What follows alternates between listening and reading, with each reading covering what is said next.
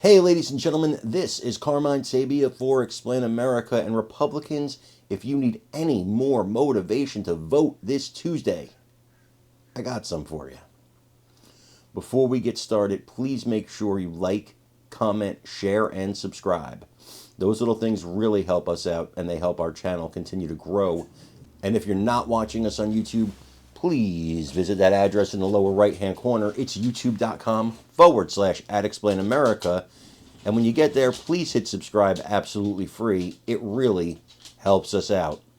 You know, in this election cycle, and really since 2015, but in this election cycle in particular, Republican voters have been called the worst things. We've been called white supremacists. We've been called, yes, even if you're a Republican voter, by the way, of color, you've still been called a white supremacist. We've been called misogynists. We've said we hate immigrants. They said that we are fascists. President Joe Biden, he says we're garbage. And now New York Governor Kathy Hochul says that you're anti-women, you're anti-immigrant, and you're anti-American if you vote for Republicans. My goodness. Are you kidding me? With the rhetoric. These people, let me tell you something. These people absolutely, if you're a Republican voter, these people absolutely despise you. Make no mistake about it, because they have not made any secret about it. They want you to know how they feel about you. They want you to know they despise you. And somehow that's supposed to motivate you to vote for them. See, because if you vote for them, then you're one of the good guys, right? Then you're one of the good people that they care about. But if you don't, well, you're all these horrible things that they call you time and time and time again. And then, oh, well, no, I didn't mean it that way. No, you meant it exactly how you said it.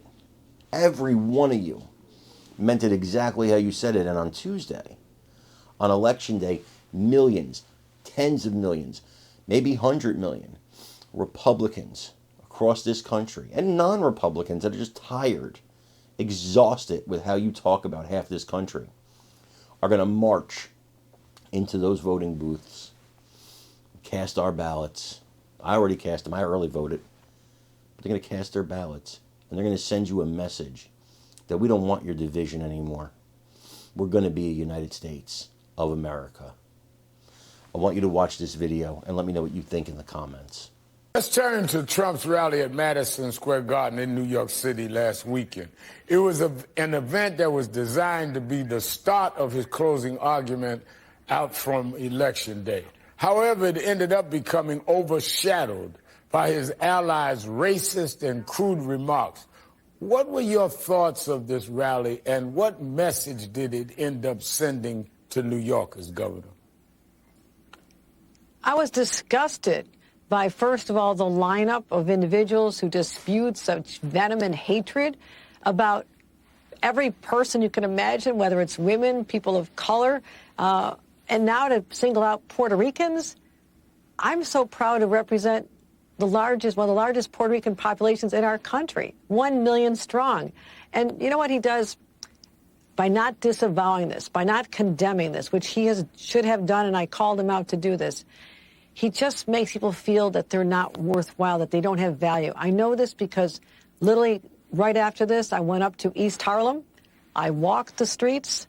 I was surrounded by people who had come from Puerto Rico, these are American citizens, by the way, American citizens. They were so hurt, and this was so painful for them. I had so many hugs, and people said, "We're so glad you came out here, Governor, because we felt dehumanized."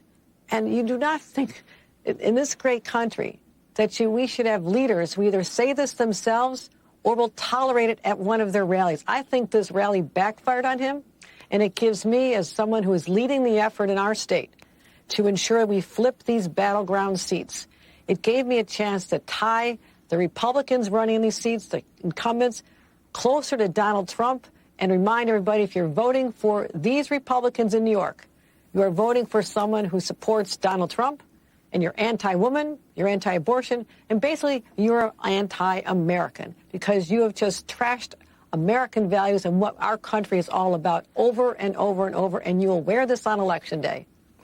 Last question. Looking ahead to Tuesday, what do you think is in on voters' mind in these